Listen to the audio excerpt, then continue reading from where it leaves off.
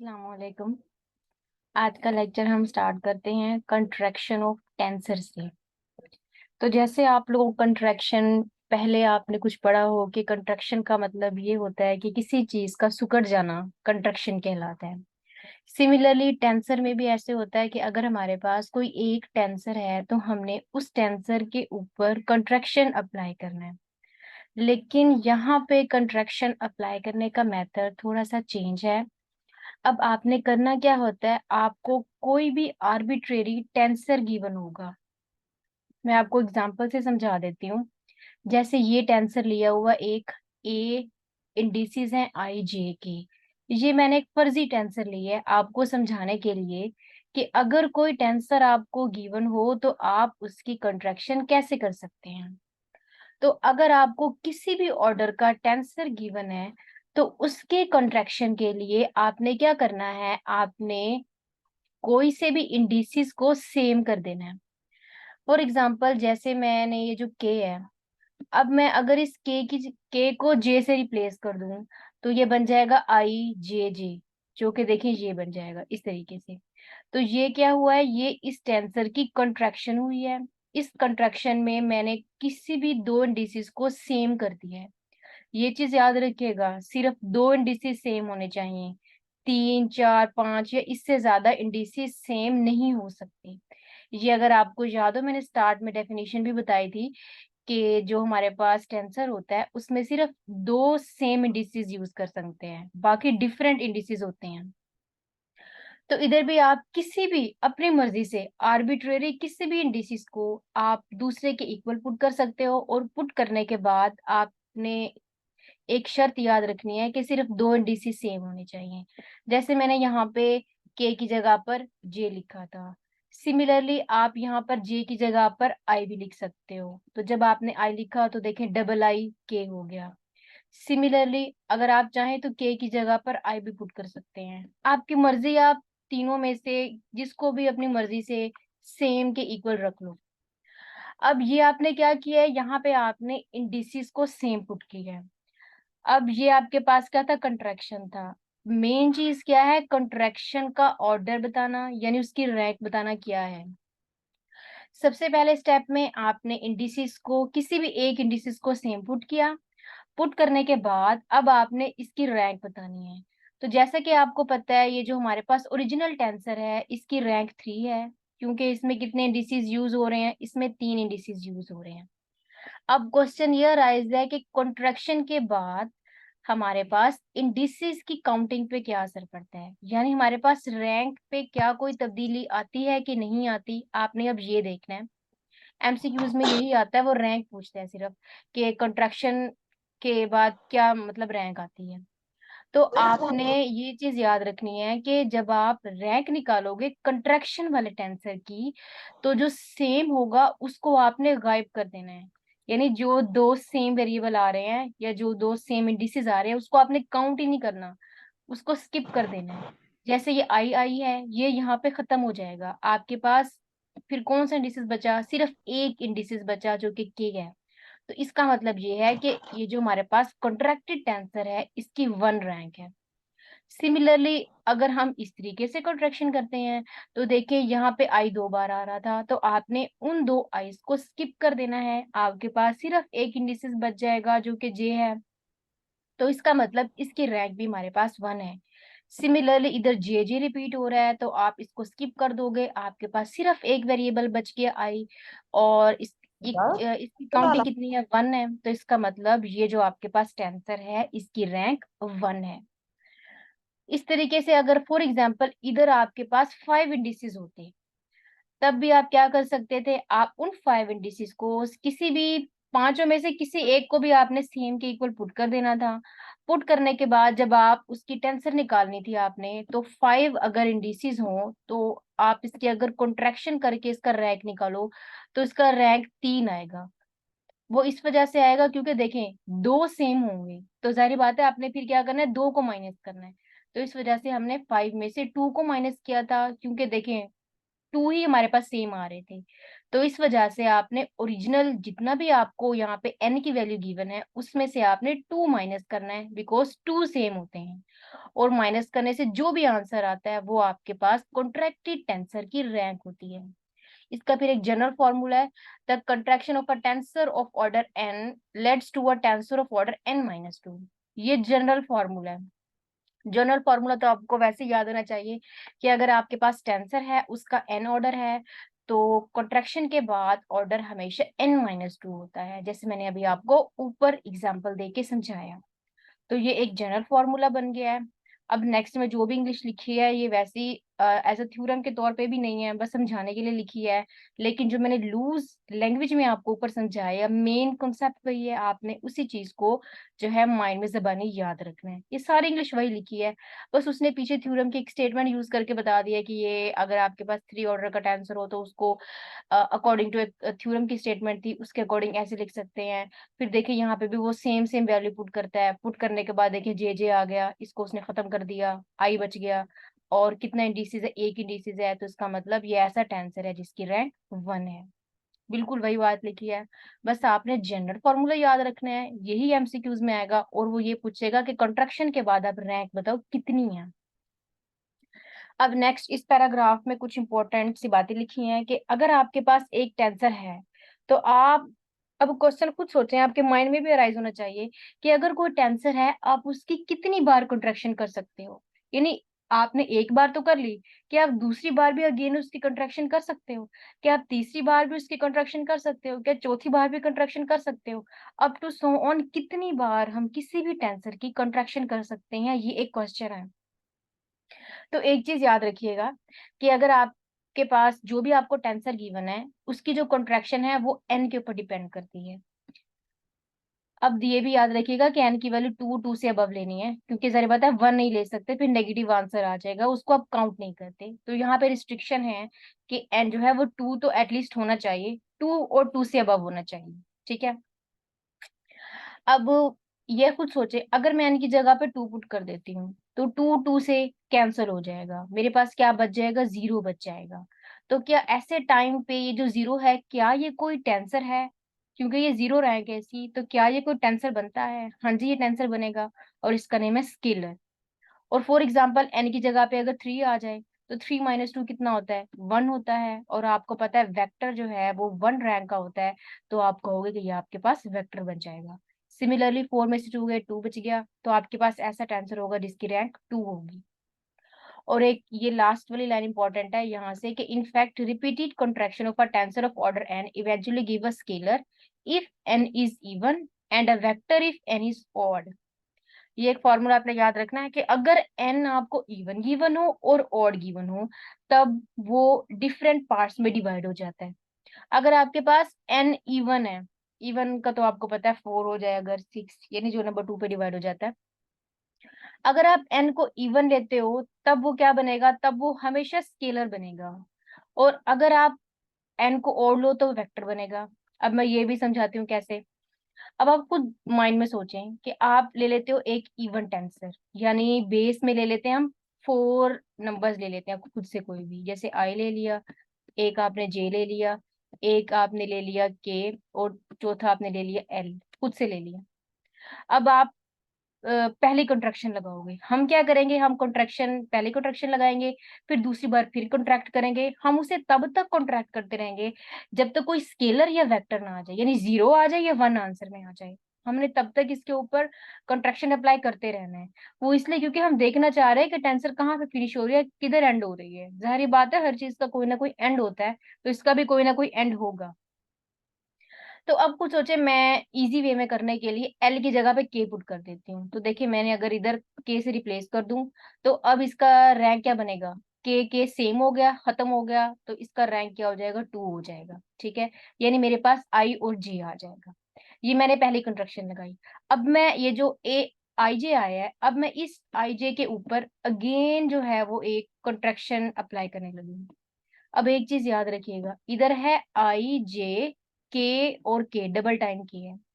अब अक्सर बच्चे ये कंफ्यूज यहाँ पे हो जाते हैं। वो कहते हैं कि हमने देखिए 4 है, 2 हमारे पास सेम हो चुके हैं, तो इसका जो ऐसे टाइम पे मेरे पास रैंक आया वो 2 आ गया है। अब मैंने इसकी दूसरी बार कंट्रैक्शन करनी है। अब बच्चे ये मिस्टेक करते हैं, वो ना जे की जगह पर अगेन के रिप्लेस कर देते हैं। वो कहते हैं कि हमने सेम वेरिएबल यूज करना है, मतलब सेम इंडिसेस होना चाहिए। तो खुद सोचे, अगर मैं जे की जगह पे के करती हूँ, यहाँ पे मैंने अगर के लिख दिया, तो मेरे पास के की काउंटिंग 3 हो जाएगी। जबकि टेंसर की डेफिनेशन यही है कि जो आपके पास इंडिसेस है, सिर्फ 2 सेम होना चाहिए। 3 तो कोई सूरत ही नहीं बनती कि 3 इंडिसेस सेम हो जाएं। तो इसका मतलब ये है कि आप यहाँ पे अगेन के से रिप्लेस नहीं कर सकते। तो यानी आई और जे की आपने रिप्लेसमेंट करनी है, या तो आप जे की जगह पर आई लिख दें या आई की जगह पे जे लिख दें। तो अब सपोज किया मैंने जे की जगह पे आई ले लिया, तो देखिए ये भी आई आई हो गया, ये भी के हो गया। इसका हमारे पास क्या होता है, के का आपस में कैंसिल हो जाते हैं, तो इसकी रैंक 0 हो गई। आई आई की भी रैंक 0 हो गई। तो इसका मतलब मेरे पास कुछ भी नहीं बचा, मेरे पास अब 0 रैंक का टेंसर बचा है। तो आपने खुद देखा कि जब आपके पास इवन था तो आपके पास 0 रैंक आ गया एंड में, और वो आपके पास क्या बना, एक स्केलर बन गया। अब सिमिलरली अब हम ऑड की बात करते हैं। ऑड में अब हम लेट कर लेते हैं कि हमारे पास आई जे के है, सिर्फ 3 ही है हमारे पास अब आपने क्या करना है, आपने आई जे के ले लिया। अब आपने करना यह है कि आप अब ऐसा करो, के की जगह पे जे पुट कर दो, पहली कंट्रैक्शन अप्लाई कर रहे हैं। तो अब अगर मैंने यहाँ पे कर दिया जे, तो देखिए आई जे जे हो गया। अब ऐसे टाइम पे जो इसकी रैंक है वो 1 आ जाएगी। अब आप ये सोचो कि दूसरी कंट्रैक्शन हम अप्लाई करते हैं, तो अक्सर बच्चे ये गलती कर देते हैं, वो कहते हैं ये जे हो गया, अब आई बचा है, अब वो आई के ऊपर कंट्रैक्शन अप्लाई करना स्टार्ट कर देते हैं। लेकिन वो ये नहीं सोचते कि कंट्रैक्शन के लिए तो एटलीस्ट 2 इंडिसेस होने चाहिए। वो जो हमारे पास जे था वो तो खत्म हो गया ना, वो तो खत्म हो गया, वो तो कैंसिल हो गया, हमारे पास सिर्फ आई बचा है, 1 रैंक बचा है। तो अब आई के ऊपर तो मैं कोई कंट्रैक्शन अप्लाई नहीं कर सकती, मुझे एटलीस्ट 2 इंडिसेस चाहिए थे। तो इसका मतलब ये मेरी टेंसर की लिमिट है, यहाँ पे एंड हो गया है, मैं मजीद कंट्रैक्शन नहीं कर सकती। सो दैट इज वाई मेरे पास 1 ऑर्डर का रैंक आया है, और मुझे पता है कि 1 ऑर्डर का जो रैंक जिसकी होती है वो मेरे पास फैक्टर होता है। तो सिमिलरली अब मैंने इस अपने सारे रिजल्ट से जो नतीजा निकाला, वो ये निकाला कि अगर एन इवन हो तो मेरे पास मैं जितनी बार भी कंट्रैक्शन अप्लाई करूं एंड में हमेशा स्केलर आएगा। और अगर मैंने एन ऑड ले लिया और मैं उसकी जितनी बार मर्जी कंट्रैक्शन करूं, तो मेरे पास हमेशा हमेशा एक वेक्टर आएगा। आई होप सो ये आपको समझ आ गया होगा। अब नेक्स्ट है inner product of multiplication of tensor, या इसका सिंपल नेम है इनर प्रोडक्ट ऑफ टेंसर। अब आपके माइंड में क्वेश्चन आया होगा कि अगर ये इनर प्रोडक्ट है तो आउटर प्रोडक्ट क्या होता है। अगर आपने मेरा कल वाला लेक्चर गौर से सुना हो तो मैंने वहां पे कार्टेशियन टेंसर का बिल्कुल एंड वाले पैराग्राफ में जिक्र किया था, जिसमें हमने दो जो है वो टेंसर लिए थे, एक का ऑर्डर 3 था, एक का ऑर्डर 2 था। फिर जब दोनों को मल्टीप्लाई किया था तो मेरे पास 5 रैंक का टेंसर आया था, यानी वो जो दो टेंसर थे उनके इंडिसेस ऐड हो गए थे। पहले का 3 था, दूसरे का 5 था, आंसर सॉरी 2 था, आंसर हमारे पास 5 आ गया। तो इसका मतलब ये है कि जो हमारे पास कार्टेशियन टेंसर होता है, कार्टेशियन टेंसर का सेकंड नेम है आउटर टेंसर, आउटर भी कहा जाता है इसे। जो कार्टेशियन टेंसर है या आउटर टेंसर है, उसमें हम क्या करते हैं, उसमें जो भी आपके पास इंडिसेस दिए होते हैं, आप सिंपल दो टेंसर के इंडिसेस को ऐड कर देते हो, और जो भी आंसर आता है वो उस ये जो आपने सारा प्रोसीजर किया था मल्टीप्लिकेशन का, उसे कहते हो कि वो आपके पास आउटर मल्टीप्लिकेशन है टेंसर की। तो अब इनर प्रोडक्ट फिर क्या होता है, अगर आउटर प्रोडक्ट ये था तो अब क्वेश्चन है, तो इनर प्रोडक्ट में ये होता है, इनर प्रोडक्ट के लिए आपको कोई से भी दो टेंसर दिए जाते हैं। आपने क्या करना होता है, आपने सबसे पहले उसकी आउटर मल्टीप्लिकेशन करनी है। आउटर मल्टीप्लिकेशन से जो भी रैंक का ऑर्डर आ रहा है, आपने उसकी क्या करनी है, फिर कॉन्ट्रैक्शन करनी है। तो यानी इनर प्रोडक्ट में हम एट अ टाइम दो काम करते हैं, पहले तो हम आउटर मल्टीप्लाई करते हैं, और सेकंड में उसकी कॉन्ट्रैक्शन करते हैं। मैं आपको ये एग्जांपल से समझाती हूँ ताकि आपको समझ आ जाए। अब सपोज किया कि हमारे पास दो टेंसर्स हैं, एक टेंसर ए आई जे के है और दूसरा है बी एम एन। आपने करनी है इसकी इनर मल्टीप्लिकेशन, या इनर प्रोडक्ट करना है आपने इसका। तो सबसे पहले आप करोगे इसका आउटर प्रोडक्ट। आउटर प्रोडक्ट में ये था कि आपने इसको ऐसे प्रोडक्ट की फॉर्म में लिख दिया। प्रोडक्ट की फॉर्म में लिखने के बाद आपने देखा कि इसका इंडिसेस क्या है, इसका 3 है, इसका मेरे पास क्या है, 2 है।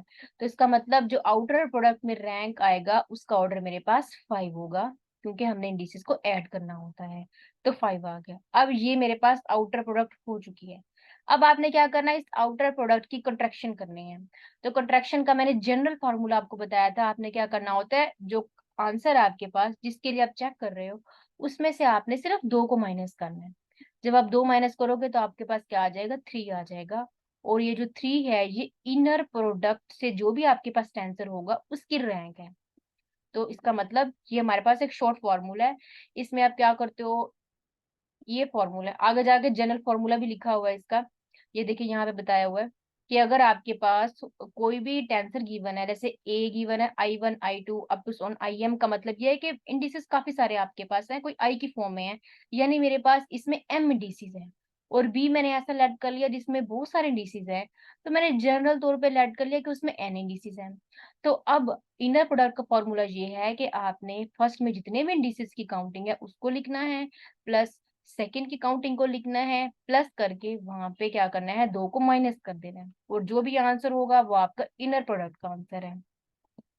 अब डेफिनेशन में भी सेम यही बात लिखी है, the process of multiplying tensor outer multiplication and then contracting the product with respect to indices belonging to different factors. Different factors का मतलब यह है कि जब आपको याद है, जब आप कॉन्ट्रैक्शन करते थे तो आप डिफरेंट को ही काउंट करते थे, सेम को तो आप खत्म कर देते थे, उसको आप निग्लेक्ट करते थे, जो डिफरेंट फैक्टर थे आप उसको लेते थे। तो यही उसमें बात लिखी है कि इनर प्रोडक्ट हमारे पास ये होता है। जनरल फॉर्मूला मैंने आपको बता दिया इसका। सिंपल सा बेसिक से कुछ नोट लिखे हैं, ये बच्चों वाली बात है, वैसे इसको रीड कर लीजिएगा, इसमें कुछ नहीं लिखा। इसमें उसने इतना कहा है कि जब आप इनर प्रोडक्ट करते हो किसी भी दो आंसर को, तो अगर अब देखें इसका ऑर्डर क्या है, 1 है, इसका ऑर्डर हमारे पास क्या है, 1 है। ठीक है, तो इस फॉर्मूले में देखिए यहाँ पर 1 पुट करो, इधर 1 पुट करो, क्या बन गया, 2, 2 माइनस 2 0 आ गया। तो इसका मतलब ये कौन सा आपके पास बन गया, 0 रैंक का टेंसर बन गया। तो इसको उसने कह दिया कि इसको स्केलर भी कहते हैं। वही बच्चों वाली बात है कि अगर 0 आ जाए तो उसको जो है वो स्केलर बन जाएगा हमारे पास। सिमिलरली उसने क्या, अगर हम सेम सेम वाली को करें तो उसको हम कहते हैं कि वो भी हमारे पास सर्वर स्केलर है, और उसको डॉट प्रोडक्ट भी कहा जाता है सिंपल वर्डिंग में। ये इसको अगर आपको याद है पहले लेक्चर में मैंने ये भी कहा था, समीशन इंडेक्स, इंडेक्स भी से कहते हैं, समीशन कन्वेंशन का जो टॉपिक था। ये सिंपल सा नोट है, इसमें कोई खास बात नहीं है। नेक्स्ट है symmetric and anti symmetric tensor क्या होता है। जैसे आप लोग ग्रुप थ्योरी में किसी बुक में पढ़ते हो, सिमेट्रिक का मतलब है कि a plus B is equal to b plus A. Same आप टेंसर्स को भी ऐसे जो है वो सिमेट्रिक या एंटी सिमेट्रिक चेक कर सकते हैं। मैट्रिक्स वाले चैप्टर में अगर आपको याद हो मैट्रिसेस को करते थे, तो अब यहाँ पे टेंसर में आपको क्या होता है, यहाँ थोड़ा सा चेंज है बस। इधर आपको दो टेंसर्स गिवन होते हैं, जैसे ये देखें दिया हुआ ए I1 I2 plus on IN। और सेकंड में जब आप यानी इसकी सिमेट्रिक करते हो तो सिमेट्रिक में आप किसी भी दो इंडिसेस को इंटरचेंज कर देते हो। जैसे ये I1 I2 था, यहाँ जाके I2 I1 हो गया। अब कंफ्यूजन यहाँ पे क्या है और इसका बाकियों से डिफरेंट क्या है इसके अंदर, इस सिमेट्रिक में। असल में देखिए, अगर आपको याद हो जब आप बाकी बुक्स में पढ़ते थे तो आप कहते थे कि A B is equal to आपके पास बी ए होता है। ठीक है, इधर भी वही बात ही है, ए बी बी है। लेकिन इसमें आपने ये याद रखना है कि आपने सिर्फ दो इंडिसेस को इंटरचेंज करना है। अक्सर बच्चे ऐसे सोचते हैं, वो कहते हैं AIJKL फॉर एग्जाम्पल ये गिवन है, वो हर जो दो इंडिसेस है साथ वाले उनको पकड़ के रिवर्स कर देते हैं। तो ये चीज नहीं देखनी, आपने सिर्फ दो ही इंडिसेस को इंटरचेंज करना है, बाकियों की पोजीशन जहां खड़ी है वहीं रहे, वो फिक्स है, आपको उससे असर नहीं पड़ता। आपने सिर्फ दो की पोजीशन को इंटरचेंज करना है, बाकी अपनी जगह पे खड़े रहे, जो मर्जी करते रहे, आपको फर्क नहीं है।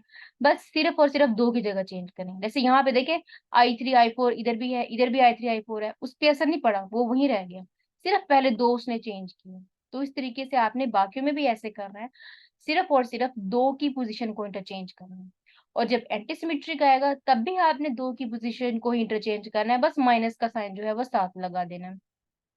बिल्कुल सेम वही सी बात है, कोई मुश्किल नहीं है।